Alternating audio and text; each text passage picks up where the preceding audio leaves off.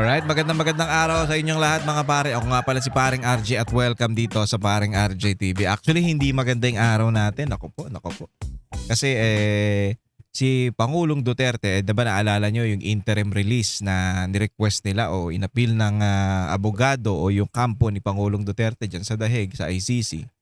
Ngayong araw, ang nangyari po dyan, parang hindi nag-okay. Kumbaga hindi pabor yung ICC dun sa interim release. So nakadalawang beses na at medyo alam naman natin na ganito ang mangyayari. Medyo expected na natin to. Pero alam mo yun, kahit na expected natin, masakit pa rin sa mga lalong-lalo na dito sa mga Pilipino, sa mga OFW natin sa ibang bansa na proud na maging Pilipino noong panahon ni Pangulong Duterte. Masakit sa atin to at proud tayong mga proud ngayon, proud na DDS, proud na sinuportahan si Pangulong Duterte, proud na sinuportahan ang isang probinsyano na maging presidente, probinsyano na naayos ang Pilipinas sa loob lamang ng 6 na taon. Ang daming nagbago, nawala yung mga mandurukot, mandarambong, magnanakaw, at yung mga snatcher, riding in tandem, nawala yan. Yung mga addict, nawala. Kumbaga takot lahat. Pero ngayon kaliwaan na, baliktaran na. Mayat maya, makakita ka na nag-aaway. Mayat maya, may nagpapatayan. Bumibili lang ng isda, babarilin. Diba? Isang kapitan, papatayin. Ito yung mga bagay na wala na to noon eh. Wala na to. Alam mo yon, natanggal na to ni Pangulong Duterte noon. Pero dahil sa ating administrasyon ngayon na bangag, nagbabali ka na naman. Well, wala kasi ng takot eh. Wala nang takot sa namumuno at yung namumuno walang kwenta. Walang kamay na bakal, kagaya ng ginagawa ni Pangulong Duterte. Alam nyo, masakit sa atin to ngayon kasi mahal natin eh. Mahal natin si Pangulong Duterte at isa pa, yan yung nagparana sa atin na kaya palang magbago ng Pilipinas. Pwede palang maging payapa ang Pilipinas. Pwede palang hindi natatakot maglakad sa madaling araw ang isang Juan de la Cruz nung panahon ni Pangulong Duterte. Ngayon, dahil sa nangyari, dahil sa dahig, dyan sa ICC, hindi pinaboran yung request na interim release, medyo nakakadismaya. Alam naman natin to. Alam naman natin na mangyayari to, pero masakit pa rin eh. Bilang isang Pilipino, bilang isang DDS supporter o bilang isang Duterte supporter, makikita mo yung tao o yung isang presidente, naging presidente na nagpabago ng Pilipinas, nagparana sa atin na guminhawa ang Pilipinas at nagparanas ng takot dun sa mga demonyong umaaligid-aligid sa paligid natin. Ganyan ang ginagawa. Matanda na eh. Matanda na. Imbis na yan nag-i-enjoy na lang. Kumakanta-kanta na lang, namamasyal na lang. Ganyan pa ang ginawa. Hindi naman nila mapatunayan yung binibintang nila kay Pangulong Duterte. Kaya bad trip tayo. Bad trip, pero alam nyo yun, banateros tayo. Hindi tayo magpapalamon sa lungkot na nararanasan natin ngayon. Nararamdaman natin ngayon dahil dito sa nangyari kay Pangulong Duterte. Bagkus, itong lungkot na to, ito yung magiging apoy para mas lalo pa tayong lumaban para sa bayan. Ayan, maraming salamat at hanggang dito na lang. Hindi, joke lang. joke lang. Pinapasaya ko lang kayo. Magandang araw mga pare. Siyempre, wag na lang tayo malungkot. Hayaan nyo na. Ganyan talaga ang Administrasyong Marcos. Lahat gagawin para to bend the law. Anyway, so kamusta yung mga kababayan natin dyan sa ibang bansa? Alam ko malungkot kayo, nadidepress, ano pa ba? Nabubuisit, ano pa ba? Marami. Halo-halo na yung nararamdaman natin sa mga oras na ito. Pero ganun talaga mga pare, ganun talaga. Alam nyo, may ano din yan, may ginhawa din na darating. May ano din yan. Babalik din sa kanila yung mga ginagawa nila. At pag bumalik sa kanila yan, hindi na nila mapipigilan yung ganti o yung karma sa kanila. Ito, meron tayong bagong balita ngayon. Si Yorme, parang papalitan na bilang presidente itong si BBM. Akala ba namin si BP Sara, paring RJ, paano naging mayor ang ipapalit bilang presidente? Mamaya pag-uusapan natin yan. Pero bago tayo mag-umpisa, please subscribe to my channel at huwag kakalimutang mag-share at mag-likes ng ating mga videos. Ganun din po paki-follow paring RJ sa Facebook at paring RJ Banatero sa TikTok. Banatero 2.0, SMNIDCIR 1026 sa YouTube at syempre, ang Vox Populi, ang boses ng bayan. Ayan, panoorin nyo yan every Saturday tuwing 6 to 8 p.m. Nagkakasama dyan ang Banateros. So, yun. Matindi ang usapan natin ngayon. Eto, bago tayo dumako diyan kay Yorme. Ito muna. Ayan. Si Auntie Claire. Ano ba balak mo? 'Di ba? May nabibili naman na nakapack na pang chop suey, mura lang 'yon. Tapos bumili ka na lang ng bihon at toyo. 'Di ba? Ayan yung sinabi niya pagdating dito sa tawag dito? Kasi may yung sa Noche Buena daw. Nakita nyo yun na 500. Kasya na daw yung 500 na pang Noche Buena. Ang lupet, di ba? Ito ang sabi niya. Natatawang nagbigay reaksyon si Palace President Officer Jose Claire Castro sa pahayag ni Department of Trade and Industry DTI na pwede nang makapaghanda ang mga Pilipino sa darating na Noche Buena sa halagang 500. Actually, pwede naman. Meron yung 30 putahe dyan. Pero hindi nakasama yung mga mantika, yung mga toyo, yung basic needs nandun na yun. Meron yan. Meron nag-vlog niya na isang chef na 500 pesos. Meron siyang nagawang 30 putahe. Pero good for, I think, 4 na tao lang yun sa isang pamilya. Paano kung malaki yung pamilya mo? Di wala na. Hindi na magkasya yun. Kaya naman niya, pero tipid na tipid. Ang mga Pilipino, minsan lang sa isang taon dumating ang Noche Buena. Putya, titipirin mo pa. Yung iba nga pinapangutang yan eh. Diba? Uutang ng ham, uutang ng manok, uutang ng baboy para may paipanghanda sa Noche Buena. Talagang tradisyon na ng mga Pilipino yan. Pero putya, gagawin yung 500, parang parang, alam mo yun, ginagawa nyong masyadong binababa nyo yung mga Pilipino. Kasi tayo na 500, oo, naghihirap tayo, pero wag naman, maging sensitive naman kayo, mga tarantado kayo. Ito, ni Claire Castro, depende kung yun lang naman ang kayang budget ng isang pamilya para ipambili ng handa sa darating na Pasko. Okay, sabi dito, ngunit giit ng media, kasya nga ba ang 500 para sa Noche Buena? Sagot ni Castro, kung bibili ako ng 1 kilong ham na mumurahin at hindi yun may brand, pwede. Ham lang. Ewan ko sa'yo, Claire Castro, para kang gago na. Gago ka na.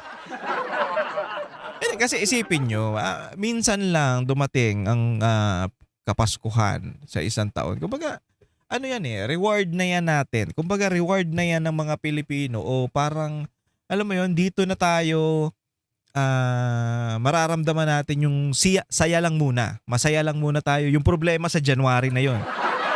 Kasi dumaan tayo sa sa mga problema from January hanggang November. Puro problema yan. Actually, nung pagdating ng bear month, September, medyo nawawala na yan. Alam nyo, ito mapansin ko lang bago ko maano. Ay, hindi, ituloy ko muna. Sige. November na nawawala na yung problema. Kumbaga, hindi na natin muna iniisip yan kasi nga magpapasko. So, ito yung parang reward na natin sa ating pamilya, sa sarili natin na maghanda tayo tuwing darating yung Kapaskuhan. Noche Buena, mag-iinuman. Kumbaga, kalimutan muna natin yung problema. Pasko naman ngayon. No? Muna tayo, magsaya muna tayo. Tapos sasabihin nyo, hindi, pwede na yung 500. Sana ginawa nyo, kaya po na sabihin na nating mag-budget kayo ng 2,500 para sa Noche Buena. Kasya na po yan. Pucha, pero 500 naman? Grabe naman kayo. Napakagago nyo rin eh.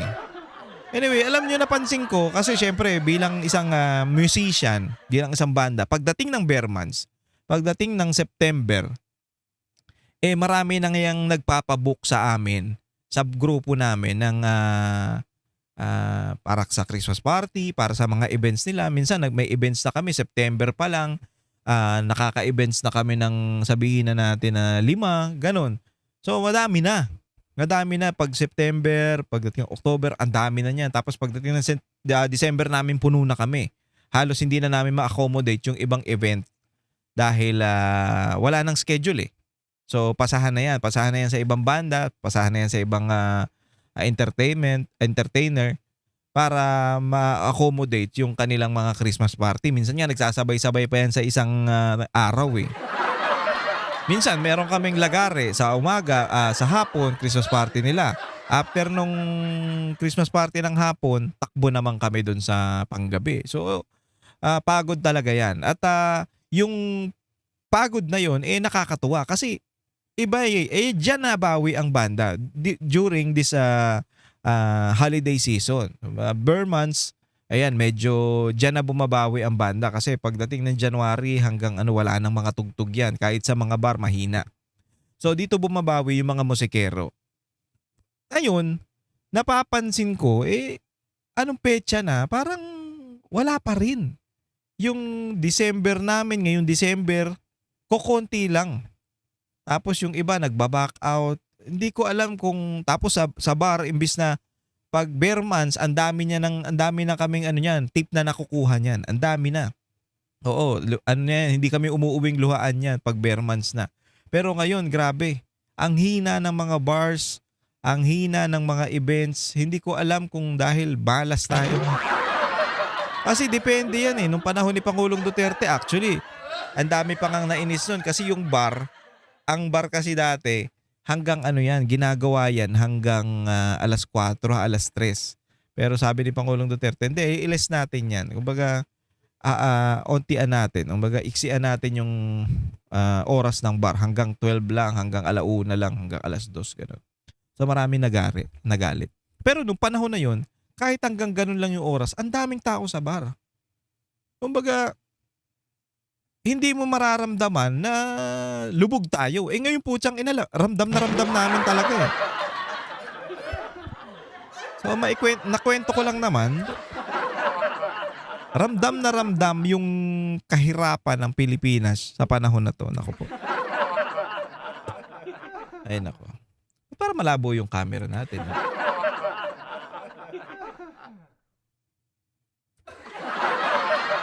Oh, ayan sinabi ni Auntie Claire. So lipat naman tayo dito. Oh, ito yung kay yung, interim release ni Pangulong Duterte. Hiling na interim release ni dating Pangulong Rodrigo Duterte ibinasura ng ICC. So, ayan nabanggit ko na kanina yung saloobin ko. Masakit sa atin pero wala tayong magagawa. Andiyan na yan. Ayaw ni Pangulong Duterte na malungkot. Ayaw niya yan. Kaya isipin niyo na lang na isa 'tong pagsubok. Isipin niyo na lang na balang araw o maybe by January o sabihin na nating this December, baka ano na yan si Pangulong Duterte makauwi. Walang imposible. Walang imposible. Dasal lang tayo mga kababayan, mga banateros, mga pare. Walang imposible. Kaya imbis na malungkot tayo, ano lang, mas lalo tayong tumatag sa mga nangyayari dito sa atin sa Pilipinas. At ito pa, isa pa. Ayan. Pag-usapan natin tong si Senator Cheese Escudero. Cheese Escudero cleared in 30 million donation controversy. Ito yung binabato kay Escudero nung mga panahon na nagsalita na siya patungkol diyan kay Romualdez at Zaldico. The name that you cannot be mentioned, di ba? Ang ginawa ng mga tarantado na yan para ma-discredit o para mawala yung, alam mo yun, para magmukhang masama itong si Escudero, ang ginawa nila, talagang binato ng kung ano-ano. Yung ano, ang daming gastos ni Hart. Si Escudero may anomalya na 30 million. Puta, 30 million, no? Samantalang, putang ina, yung 100 billion nyo, tahimik kayo. Etong 30 billion, pinapakalat o inaano nila talagang pinapaingay ng mga tarantadong pangit na yan. Mga bobong vlogger ng Marcos, pinapaingay nila to si Escudero. Bakit? Kasi nga, yung mga bobong vlogger ng Romualdez, yan, pinapaingay nila yan, yung 30 million na yan, 30 million lang yan. Pero nakita naman natin kung gaano kalaki ang insertion na nangyari ngayon sa Pilipinas. Putang ina niya. Tapos, meron pa isa, yung kay BP Sara, di ba? 125 million lang yung kontrobersya, confidential fund. Confidential fund pa nga eh. Pinapaingay nila. Then, heto kay Escudero. Di ba? Meron pa yung pinapakalat na may pinapakalat pa sila na may bahay sila doon sa may Baguio, yung malaking doon, yung mamahaling subdivision doon o yung mga properties na mamahalin doon. Meron daw. Tapos si Heart Evangelista pinapaingay din nila na alam mo yon, yung hindi daw umattend doon sa fashion show dahil na apektuhan sa nangyayari sa asawa niya. At meron pa matindi yung kay Vice Ganda, di ba? Inatake ni Vice Ganda yung lugar sa probinsya ni Heart Evangelista. Para ngayon, maidikit yung mga nangyayari na yan dito kay Escudero. So, ang nasisira ang pangalan ngayon at dun sa mga naniniwalang tanga, corrupt itong si Escudero. Well, eto na yung kasagutan sa mga katarantaduhan ninyo. Escudero cleared in, sabi ng Comelec. So, pasensyahan na, mga kupal, napahiya na naman kayo. At ang problema kasi, eto mga pare, mga banate. Ang problema kasi dito kay Marcos, ang hilig pa magturo, 'di ba? Turo ng turo, sisi ng sisi kung sino-sino. Wag na, sir. Wag mo nang ituro ng ituro kung sino-sino. Alam naman natin kung sino talaga ang may problema dito sa bayan na 'to. At kayo 'yun. Kasama na yung pinsan mo. Wag ka magturo ng turo ng kung sino-sino. Ang ginawa nila, tinuro nila si Zaldico. Ngayon, nagsalita si Zaldico, 'di ba? Kung ano-ano sinasabi niya. At ganun din, nagsalita si Orly Gutesa patungkol dyan sa mga kasamahan ni Zaldico. So, si Zaldico tsaka si Romualdez. Pero ang nangyari ngayon, si Zaldico lang ang napag-initan. At siya lang ang sinampahan ng kaso. Mr. Marcos, nasa na yung kaso pagdating sa pinsan mo?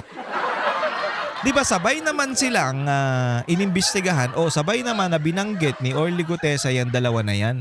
Ayun nga yung pinupoint kayo ni Senator Marcoleta. Sabay naman silang anong tawag dito? Sabay naman binanggit ni Orly Gutesa yan. At ang basihan nyo sa pagsasampa, isa sa basihan nyo sa pagsasampa ng kaso patungkol dyan kay Zaldico yung binanggit statement ni Orly Gutesa. Bakit si Zaldico lang ang kinasuhan nyo o may warrant of arrest? Bakit yung pinsan wala? Kasi pinsan. Tapos naalala nyo yung report sa ICI o yung nangyari sa ICI? Naalala nyo yun? Yung hindi nila parang Panginoon si Gagong Romualdez, di ba? Talagang yuko sila eh. Ay, sir. Kung saglit lang dun sa ICI, tinanong lang ng konti, clear na, okay na, umuwi na. Tapos hindi yun naka-livestream. Tapos ngayon, yung mga susunod na gusto nilang paimbestigahan, okay sa kanila naka-livestream. Kaya hindi mo maiintindihan tong gobyerno na to eh. At eto pa ang isa mga pare, mga banateros Ito pa ang isa na ito na pag-alaman natin na meron pa lang itong mga assets, some assets ni Romualdez dito sa Pilipinas at sa abroad. Well, yung iba dito, disclaimer lang, yung iba under masasabi natin na ano ba yan? Confirmation pa lang, parang hindi pa to sure. Kumbaga inaalam pa. Yung mga neto ni Romualdez. So for verification pa yung iba dito. Pero ito, banggitin ko na rin sa inyo yung mga pinaghihinalaan o yung mga masasabi natin na assets ni Romualdez. Nako. Ito, basahin ko lang sa inyo Medyo hindi ko na yan. maipapakita sa inyo dahil sinend lang to sa atin ng isang masasabi natin na malupit. Okay, ito yung mga na-research niya. Sabi dito, 2 houses in Amanpulo. Wow, putya. Ang yaman. Supposedly paid 14 million for one house and 10 dollars to Dollars to mga pare. 14 million dollars for one house and 10 million for the other house. So, suma total 24 million yung dalawang bahay. Dollars to dollars hindi to peso. So, ito pa yung isa, 11 mansion houses in Forbes. Ito, number 3 Harvard Street, North Forbes 14 Nara Street, South Forbes at 30 at Forbes 30 Tamarid Road, House of Doris Hook. Wow. So 11 daw, 11 mansion. Ito yata yun Teka lang, basahin ko sa inyo. 1, 2, 3, 4, 5, 6, 7, 8, 9, 10, 11. So ito. Grabe, no? Hindi, nalulula kasi ako isipin nyo.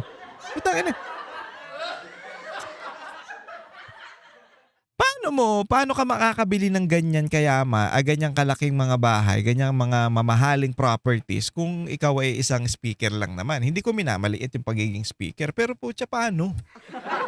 Paano ganun kabilis, ganun karami? Diba? Hindi mo naman kailangan yan. Eto, sabi dito, 2 mansion in Soto Grande, Spain. Wow. 2 houses, talagang dalawa. In Ibiza, Spain. Wow. 5 acre estate in Boston. Tsaka pagpunta niya sa mga lugar na yan, meron talaga siyang bahay. Kailangan niya yan. Ito. 2 apartment in Park Avenue, New York. Wow! Ang lupit. An 11 acre estate in Westchester County, Connecticut. Wow. Connecticut. Ang yaban mo. Money trail from his bank, Veterans Bank, illegally acquired by changing the charter. So, ayun yung mga bangko niya. So, several cash deposit in Dubai Bank and or wealth fund managers. He illegally acquired majority of Okada Resort and Casino with the pending bribery case in so totoo pala yung mali-maleta, no? Yung sinasabi noon na si Sas ba yun? Si Sas ba ang nagbanggit yung international news yata ang nagbulgar niyan So may mali-maleta daw ibinayad dyan sa Okada na yan o dala sa Okada. Gulfstream jets from Lucio Tan and his hangar. Transfer title on holds after discovery. O putya, dilipat na yung Nilipat na yung pangalan sa iba. Okay? 2, 120-foot luxury yacht park in Subic. Ang grabe. 60 plus luxury vehicle park in several basement of his houses in Forbes. Ang yaman. Forbes Magazine. So ito medyo pa to, for verification pa yung iba dito, pero kahit hindi na siguro kasi sa dami ng nito nakulimbat. Kaya nga, sabi nga natin dito kay Bongbong Marcos, wag na magturo.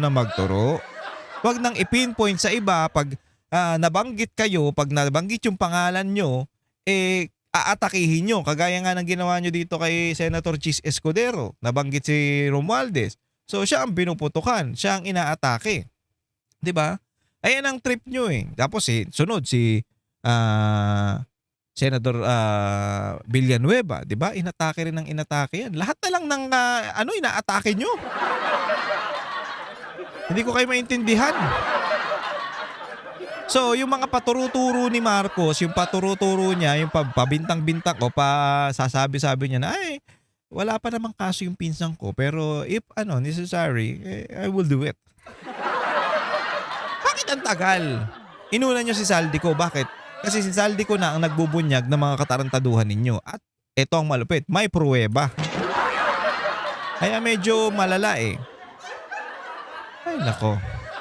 Ayan ang hirap dito sa Pilipinas. Tapos yung mga demonyo, pinagtatanggol pa tong Marcos na to.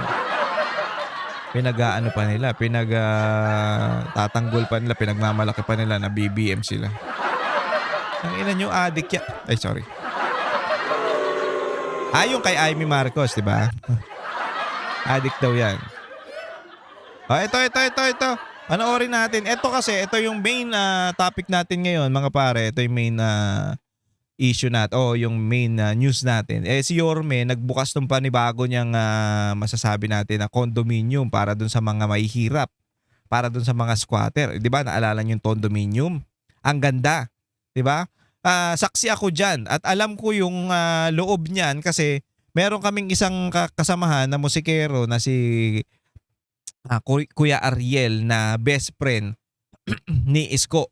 Classmate niya 'yon. Alam nyo ba yung mama na yon pilay, lumpo, pinanganak na lumpo yon. So, ang ano pala nun, si Isko mismo ang nagbubuhat sa kanya. Papasok at pauwi ng school. Ganyan kasipag yan si Yorme. Baga, binubuhat niya yon araw-araw para lang makapasok dahil classmate niya nga. So, kung sasabihin nyo na nagbibiro yung mama na yon na pinapakita niya na binigyan siya ni Yorme Isko ng isang bahay, gago kayo kasi may picture sila na nakasampa siya sa kay Isko eh. So, ngayon, pinapakita ni Isko kung paano magtrabaho ang isang public servant at public official. 'Di ba?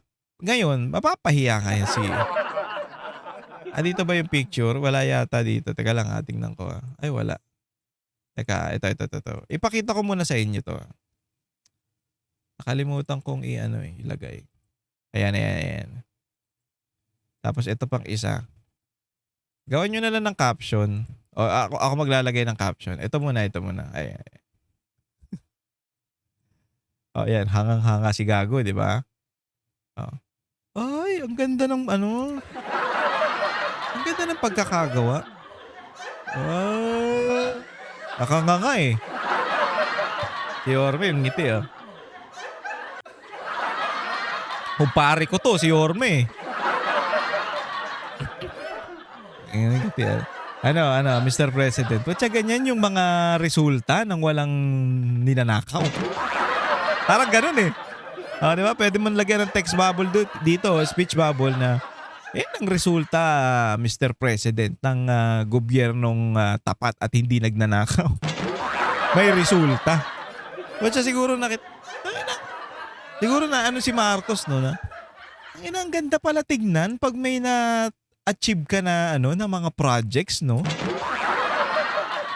Parang ganun. Eto yan Eto yan mga pare. Ba't siya nakita nyo? Ang ganda San Lazaro Residence. Tangina parang Yorme, baka pwede naman ako makahingi ng total kumpare naman tayo eh. Baka pwede mo akong dyan. Bigyan ng isang unit dyan San Lazaro, kita nyo yan Alam nyo, ito ang diskarte ngayon. Bakit mga condominium o pataas yung sinasabi o yung gusto mangyari ni Isko, hindi palapad? Kasi pag dito sa pataas, less yung makukuhang space. Less yung lot space na ma-accommodate o yung masasabi natin na masasagasaan. So, pero, ang gagawin nila, imbis na palapad, pataas. So, kahit na konti yung lot space, pataas naman yung building, so marami pa rin ng tao doon. Marami pa rin na makakatira doon. Unlike doon sa mga palapad na mga subdivision, yung mga bungalow house, na ang daming lot, maraming lote yung masasagasaan o maaakupahan. Pero, ganun din naman kung condominium style yung gagawin. So ito yung naisip ni Yorme, ganyan kautak yan. Ganyan sana yung presidente natin. Kakasa. Tangina, nagpabudol kasi kayo sa tanga eh. Tsaka ito ako patunay ako dito. Nung nagpunta kami dyan sa bagong ospital ng Maynila, dyan sa may tabi ng Manila Zoo, pinakita niya sa amin, meron akong blueprint to. Ito yung blueprint para, ang plano ko kasi dito, mga brad, ganyan pa tawag sa amin, mga brad, mayroon akong blueprint. So ang gagawin ko, itatransfer ko na lang yung mga blueprint na yan dun sa mga engineer sa buong Pilipinas para gagawin na lang nila. So hindi na tayo gagawa ng, alam mo yun, gagawa ng panibagong plano, gagawa ng panibagong style. Hindi, eto na. Itatayo na lang natin ang itatayo para mas mabilis. At kita nyo naman, sinabi sa akin, kita nyo naman yung style, kita nyo naman yung itsura. Maganda naman, di ba? Sabi niya sa amin. Sabi ko, Yorme, maganda, lupit. So, ayan ang plano ko sa Pilipinas. Magkakaroon ng mga bawat syudad, bawat city, magkakaroon ng ganitong itsura na ospital sa buong Pilipinas. At libre, di ba? Ganon sana. Kasi sabi niya, maraming pera ang Pilipinas. Maraming pera. At ito na nga, nakita natin, lumalabas na yung pera ng Pilipinas. At saan napupunta? Sa bulsa ng mga demonyo. Tama yung sinabi ni Yorme, maraming pera ang Pilipinas. Mas marami nga lang ang kurakot. Ang kurap. So ito yung style na mas maganda kasi pataas, condominium ang style. So tipid sa lot space pero mas marami ang makakatira kasi pataas. At ang ganda niyan, lahat naka-aircon. Sana all presidente na tangina. Ang ganda presidente natin. Sarap, no? Sarap. Ba't ang bobo nyo kasi? Nagbilagay kayo presidenteng bangag eh. Kaya wala. Ito, titiis. Pati kami nadamay sa mga katarantaduhan. Ito, panoorin natin to. Nagbobula-bula pa si Gago dito. Magandang tanghali po sa inyong lahat. Magsiupo po tayo. At patatagalin ko yung speech ko para mapilitan si Mayor magpakain. Patawa? Nakakatawa. Nakakatawa, sir. Ang sakit sa tiyan. Sakit sa tiyan. Sakit. Kasi yung joke niya nakakatawa eh. Magandang tanghali po. Di mo na alam kung ano oras, Gago. Good morning po. Tignan natin kung gaano siya kabulol-bulol pa rin dito. Napakaganda po ng aming inikot dito sa inyong San Lazaro na housing na ginawa. Ganda, no? Sa lahat ng aming ginawang housing sa national government, lagi po namin sinasabi, hindi sapat na magtatayo ka lang ng bahay o magbibigay ka lang ng unit. Dahil ang buhay ng tao ay hindi pabahay lamang. Kung hindi, kailangan malapit, mayroong serbisyo. Ito, ngayon lang ako nakakita na mayroong health center sa loob. Yan ang problema sa'yo, bobo ka kasi. Hindi mo naisip na pwede pala nating gawin yun. Di ba? Kita nyo na ang utak ng isang galing sa mahirap na utak ng pinanganak na mayaman. Biruin mo, si Yorme galing sa mahirap, galing sa hirap, wala yan. Zero yan, talagang pinaka mababang antas ng pamumuhay nila nun. Diba? Sabi niya nga, pagpag eh. Bebenta lang akong 7 pesos lang, tapos bibigay ko sa nanay ko, okay na kami nun. So, yan ang parang masasabi natin na from mahirap, nagsumikap sa buhay at umangat. Di ba? Ganyang kalupit yan si Yorme. Unlike dito, sa mayaman na talaga, putya walwal to. Hindi ko naman inaano yung ibang mayaman kasi may mga mayaman naman na responsable at mas yumayaman pa dahil mas sila, alam mo yun, nasa kanila yung advantage eh. Mag-aral ng mas magandang course, mag-aral ng, basta lahat nasa kanila na. Nakalapag na sa kanila. So, ang problema sa pagiging mahirap, medyo struggle kahit na magsikap ka kasi wala kang source of income o wala kang pera. para mabili yung mga nabibili ng mayayaman. For example, books. 'Di ba? So, gagawin mo, spend time more on library para makabasa lang. Unlike sa mga mahihirap, ay sa mga mayayaman, they can buy books. Tapos, pwede silang magbasa in the comfort of their houses. So, yan ang disadvantage sa pagiging mahirap. Ito, tuntangan na to. Puta, may advantage na nga siya sa pagiging mayaman niya. Wala.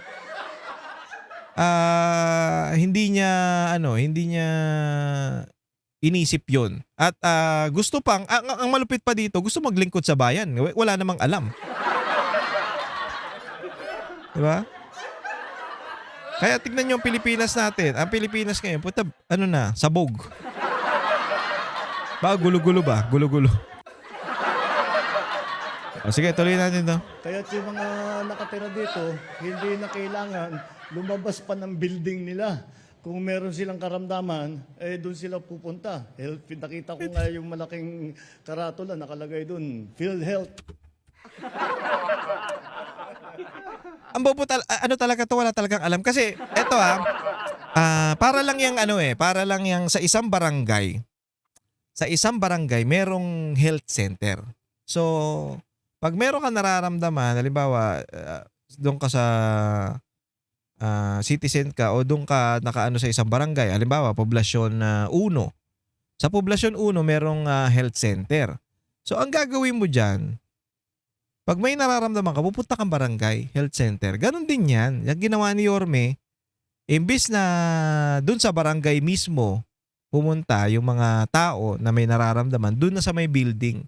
Hindi na kailangan lumayo. Parang isang barangay na yan, nalagay ni Yorme, tapos, ando na yung clinic, health center. Hindi alam.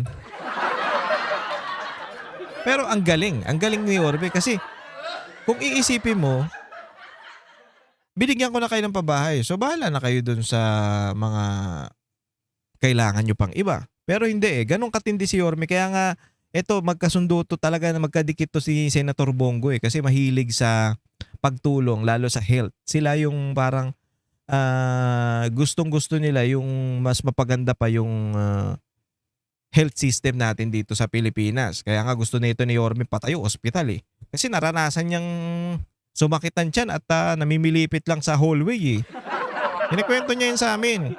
Naranasan ko yan. Ang sakit ng tiyan ko, namimilipit ako. Pag pobre ka talaga, hindi ka papansinin hanggat hindi ka pa mamamatay. Oo, ganun talaga nangyayari ngayon sa Pilipinas. Unlike dun sa mga mayayaman, sumakit lang ang konti yung ulo. Hospital na yan. Emergency yan. Ang ganda pa ng wards. Pero pag mahirap ka, putya dyan lang kayo, hindi pa kayo mamamatay, sir. Relax lang kayo dyan. Inom-inom lang tubig. Tawagin nyo kami pag mamamatay na kayo, ha? Tsaka namin kayo asikasuhin. Ganyan, sa public. Alam natin yan, putya na, mahirap tayo Accredited na. So, basta't maging tenant dito ay magiging maginhawa ang service ng healthcare ng ating mga pasyente. Kaya mo yan. Magiging pasyente. Ito po ay Putang ina to. Wala talaga, bulol-bulol to. nagpunta ako rito para makihalo, pero ang katotohanan, we will share the credit, pero ang katotohanan, gawain po ito ng Manila City Government. Ay, syempre. Putang ina ba? Kakunin mo pa yung credit niya para kang gago na. Hindi, eto ang kahibaan kasi ng mayor, parang siya na ang presidente nung yung city niya. Siya ang nagmamahala sa lahat niyan, siya ang nakahawak niyan. So, ayan ang kaya nga maiahambing natin na ang pagiging mayor parang pagiging presidente na sa maliit na lugar. So, kung napaganda niya yung lugar na yon o kaya niyang hawakan yung lugar na yon, pwede rin siya maging presidente. Kagaya ni Pangulong Duterte, 'di ba? Mayor 'yan. Mayor 'yan ng Davao. So, napaganda niya yung Davao, naayos niya yung Davao, in-apply niya sa pagiging presidente, in-apply niya yung mga ginawa niya sa Davao. Medyo lang doon sa may war on drugs kasi nga medyo pati siya na overwhelm. Sobrang daming drugs sa Pilipinas. Kaya na-overwhelm siya, hindi niya in-expect na ganun hindi kakayanin ng within 6 months. Kaya sumobra-sobra. At naramdaman naman natin naramdaman natin yung ginhawa noon kay Pangulong Duterte. Ngayon, nararamdaman niyo ba ang kalubugan ng Pilipinas? Hindi lang sa baha. Pasalamat tayo sa inyong mayor, sa inyong vice mayor, lahat ng city council dahil ginawa nila yung Manila Urban Housing Ordinance na ginawang opisyal ang Kaya mo yan. ang pabahay para sa mga mahihirap na Manila resident at empleyado ng gobyerno na salary grade 18 at pababa. Pagka nakita ng ibang LGU ito, gagayahin ito, asahan mo. Dahil Bakit hindi mo gayahin? Alam mo, ganito nga Ito nga yung ano natin Ito nga yung gusto nating mangyari. Ito yung, wait lang. Mainit, sorry. Ito nga yung sinasuggest natin dito sa Administrasyong Marcos. Okay, wala kang alam, wala kang tanga ka. Kumuha ka ng mga sekretary o kumuha ka ng mga tao na kayang panindigan o kayang ayusin o kayang gumalaw sa hindi mo kaya. 'Di ba? Pag hindi mo kaya, pagawa mo sa mga sekretaryong maaayos. Ayan, kagaya niya ni Yorme, 'di ba? Maayos. Kumuha ka ng idea sa mga ginagawa niya. Tapos, ganun din. Ito na lang, example na lang natin Ang laking ano sana. Biruin mo, sinuportahan ka ng SMNI at ni Pastor Kibuloy. Sana, nung nakita mo na naalanganin ako. Hindi ko kaya to kasi bobo ako Sana, si Pastor Kibuloy, kinausap mo, Pastor, baka pwede mo akong tulungan dito sa mga bagay na to kasi hindi ko to alam. Alam mo, yung pagigipag-amin sa mga bagay na hindi mo kaya, okay lang yun. Hindi yung kahinaan. Magpatulong ka dun sa mga taong malakas. Diba? Kagaya na yan. Ayan, Yorme. Si Pastor. Diba? Yung ganun yung mga sana napapaganda na ang Pilipinas. Putsaka. Pinipilit mo maging magaling pero hindi mo naman kaya Magandang modelo itong ginawa ninyo. Ganda talaga. Nalungkot ka, no? Ito ay bahagi ng tinatawag ng Maynila na in-city housing program. Nagsimula po ito, baka alam na ninyo, yung condominium. Alam namin. Condominium 1 and 2, sumunod na yung binondominium, yung Pedro Hill. Doon pa lang sa condominium, dapat magkaroon ka na ng idea Paano magbibigay ng housing sa mga, di ba pinagmalaki nyo, 1 million house within within a year na para sa mga Pilipino. Puta, wala naman kami nababalitaan na binibigyan nyo.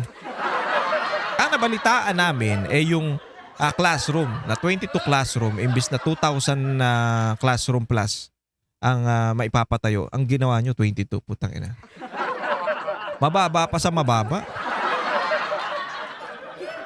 Tangina, sa akin yung ibigay yung ano na yan, yung pagpapagawa ng classroom na yan, yung budget. Meron akong kilalang engineer, malupit. Engineer, contractor, malupit yun. Pag gumawa ng bahay yun, talagang tapos. Tsaka yung mga tao nun, mga matitino. Kagaya yung mga tao nun. Hindi kasi ganun lang naman ang style eto, gawin nyo to eto yung pera. Kailangan meron akong resibo, meron akong kailangan magtugma yan lahat. Meron pruweba, meron resibo, hindi pwede yung substandard. Lagi mong i-check sana yun. O okay ba yan? Baka mamaya binili yung bakal dyan, kalawangin na ha? Ganon mag-check, sir. Residence, yung dinadaan-daanan natin sa Skyway.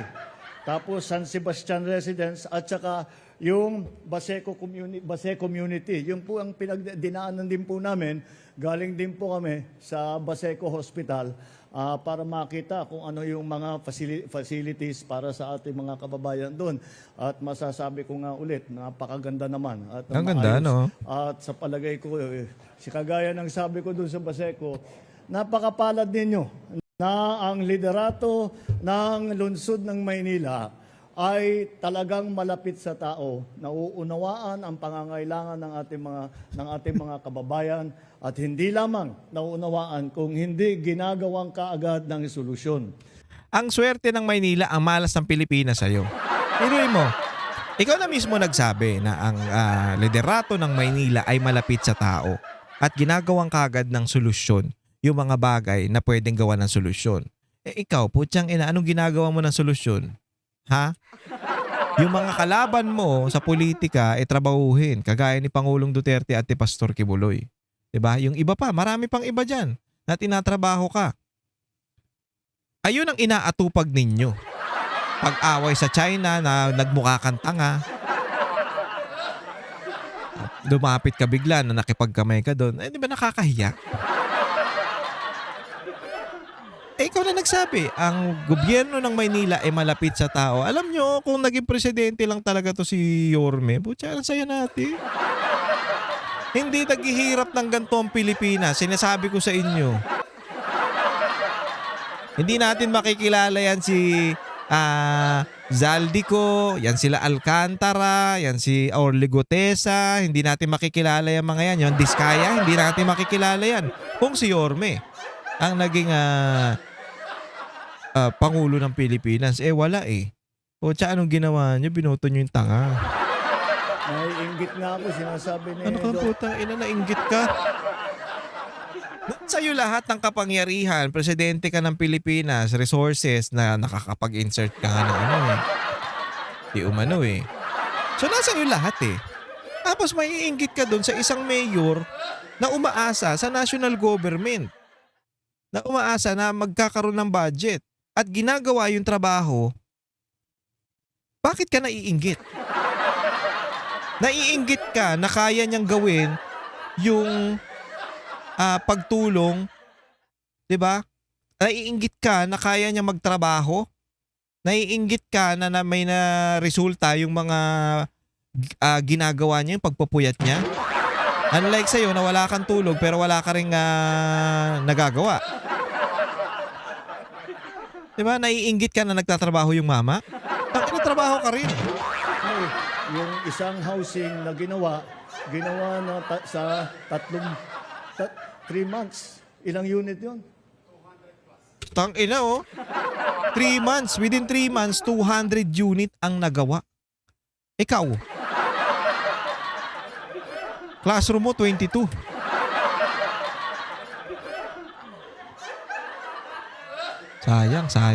Sayang.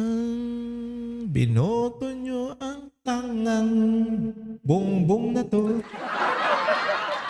Tsaka wala sa rhyme 200 plus units.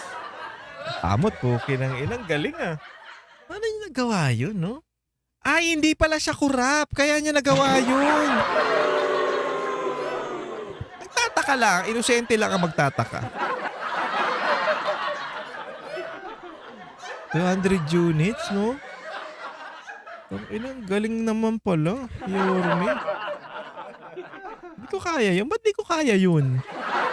Panaginip lang sa amin. Kapukin ng ina.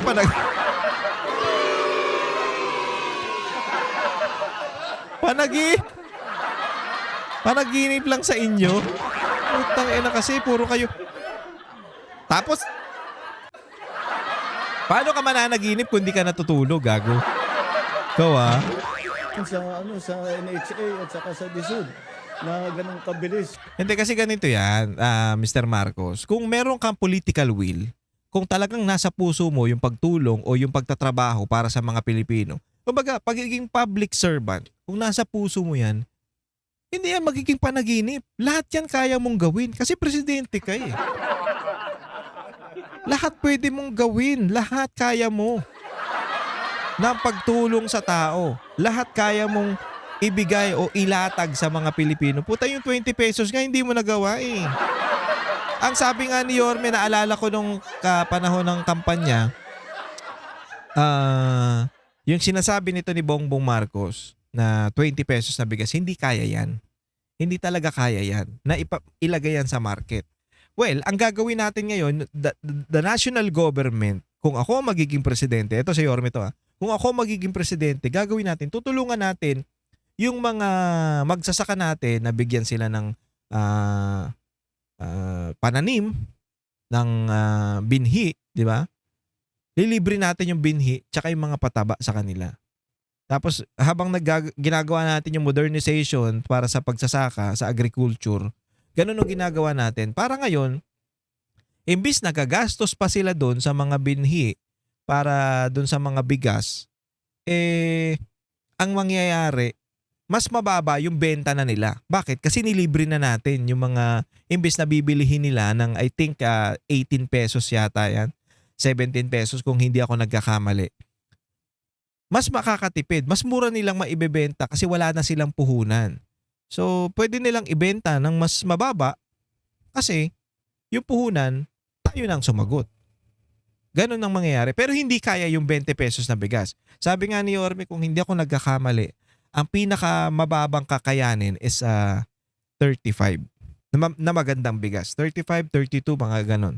Magandang bigas. Pero yung mga magsasaka natin, hindi aaray dun sa diskarte nila kasi nga, sila ang makikinabang. Wala kaming puhunan pero nakakatanim kami. At yung benta na yon, malaki ang makukuha namin. Mas maliit naming nabibenta, mas maliit na presyo naming na ibibigay sa mga dealer o yung mga bumibili sa amin kasi wala kaming puhunan dun sa binhi, di ba? Ganun sana ang utak ng isang presidente. Pero pasensyahan tayo, ito yung presidente natin. Kailangan na magpaturo kami sa inyo kung paano. Yun, putang ina mo. Bakit ngayon? Bakit ngayon lang?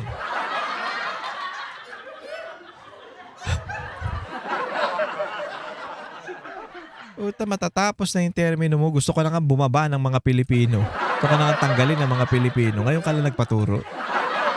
Dapat dati pa pumunta ka dyan, Yorme. Ano ba? Paano mo ginawa yung condominium? Kasi ako, kung ako ang presidente, halimbawa sa isang, sabihin na natin, literal natin sa isang, halimbawa, drummer, as a drummer. Ganito. Hindi ko kaya yung isang kanta o nahihirapan ako dun sa isang kanta. Ngayon, yung may drummer ako napanood na nagawa niya. Paano niya nagawa yun? Tatanong ako. Ngayon, bilang isang kahit na sabihin ko na mas ahead ako doon sa drummer na yon o doon sa musikero na yon, ahead ako sa kanya mas magaling ako sa kanya sa mga ibang larangan pero nakuha niya ng maayos yung isang kanta na hindi ko kaya. Magtatanong ako sa kanya, magpapaka-humble ako, bro, paano mo nagawa yun? Paano mo nagawa yun, sir? Yung dito sa part na to. Ganun po lang. Ganun eh. Kahit na presidente ka, putang ina mo. Lumapit ka doon sa may mas alam kaysa sa'yo. Kasi alam naman namin na wala ka talagang alam. Bakit ngayon lang? 'Di ba? Anong inatupag nyo kasi pamumuliti ka. Simula nung umupo kayo, pinulitika nyo na ang mga Duterte. Ay nako.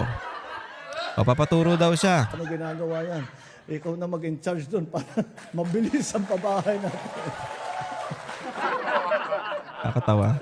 Hindi nakakatawa yung gago. Nakakahiya ka. Kaya naman po, ay makikita natin na kapag magandang ugnayan ng local government, ng national government, andito po, Land Bank, sila po ng pondong ito. Nagsimula pa po ito nung pandemya. Kaya natapos din at ito ay makikita natin. Pandemya, panahon ni Pangulo. Napakahalaga ang ganitong klaseng mga pasilidad para sa ating mga kababayan na may pabahay at maraming mga serbisyo at inakyat pa namin, may swimming pool pa doon sa taas eh. Parang social, para ako nasa Makati. Parang hindi naman isipin na makakita tayo ng ganito sa socialized housing, ganito kabilis, ganito kaganda, at dapat nga magpasalamat tayo na mayroon tayong ganito at yung mga inspirasyon na nagdala ng ganitong klaseng facility dito ay dapat natin pasalamatan At ito ay kasama po sa aming Tama na, hindi ko na ma-gets. Wala na substance yung Ikot-ikot. Anyway, so eto yung masasabi natin na pag yung tao, pag yung public servant may political will, magagawa at magagawa talaga yung mga bagay na gustong gawin o yung mga pinangako. 'Di ba? Nangako si Mayor Isko dati na sige, gagawin natin 'yan. Ngayon, sayang sabi niya, ang nangyari kasi diyan, yung mga tao nito ni Romualdez, yung mayor dati diyan na burara na doktora. Naalala niyo 'yon? Yung sumisigaw na, naturingan doktora, naturingan babae, puta ang kalat ng Maynila noon. Kaya napilitang bumalik to si Yorme. At sigaw ng Pilipino at sigaw ng taong bayan at sigaw ng Manilenyo. Yorme, bumalik ka na kasi kailangan ka namin. Tanga yung pumalit sa iyo eh. O, di ba? At nung bumalik si Yorme, nung naging alkalde ulit ito ng Maynila, ang daming natapos, ang daming nagawa. At hindi umubra yung mga tarantado dyan. Yung mga tulongges. Pinagsasasampulan niya lahat yan at nilinis niya ulit yung Maynila. Kita nyo, binobomba yan na tinatanggal yung mga libag. Ganyan, pag ang tao, may political will. 'Di ba? Pag ang isang public servant o ang isang politiko ay may political will, magagawa at magagawa. Ganyan yung kay Pangulong Duterte, kay BP Sara, 'di ba? Nagagawa lahat. Kay Yorme. Yan ang mga example eh. Yan ang mga example ng totoong leader na kayang magpabago ng Pilipinas. Putang ina si Bongbong, wala eh. Tingnan mo na, nainggit nga kami sa inyo eh. Kasi within 2 months, kaya nyo palang gawin yan eh. Putang ina mo. Kaya mo rin sanang gawin yan kung matino kang presidente, hindi eh. Bobo ka eh. Anyway mga pare, maraming salamat sa pagsama sa akin. Hanggang dito na lang muna ang ating video. Okay, pag nagustuhan nyo yung ating mga video, please subscribe to my channel. At huwag kakalimutan mag-share at mag-likes ng ating mga video. Paring RJ sa Facebook, Paring RJ Banateros sa TikTok, Banateros 2.0, DCAR 1026, lutang na. Wala pa kasi tulog eh. Anyway, DCAR 1026 at ang ating Vox Populi, ang boses ng bayan. Yan, tuwing Saturday 6 to 8 p.m. Yan. Magkita-kita po ulit tayo dyan I think bukas yan, bukas. So pag Sabado nights, Vox Populi. Okay? Vox Populi, ang boses ng bayan. Yan. Magkita-kita mga Sabado boys na tayo ngayon. Sabado nights. Sabado nights, huwag na kayo lumabas, huwag na kayong gumimik. Magagasusan lang kayo, malalasing lang kayo. Manood na lang kayo ng Banateros, mga Vox Populi. Masaya pa tayo. Pag-usapan natin ang problema ng bayan na to. Anyway, maraming salamat ulit mga pare sa pagsama sa akin. Ingat po kayong lahat and God bless you all. Ako po si Paring RJ. Maraming salamat.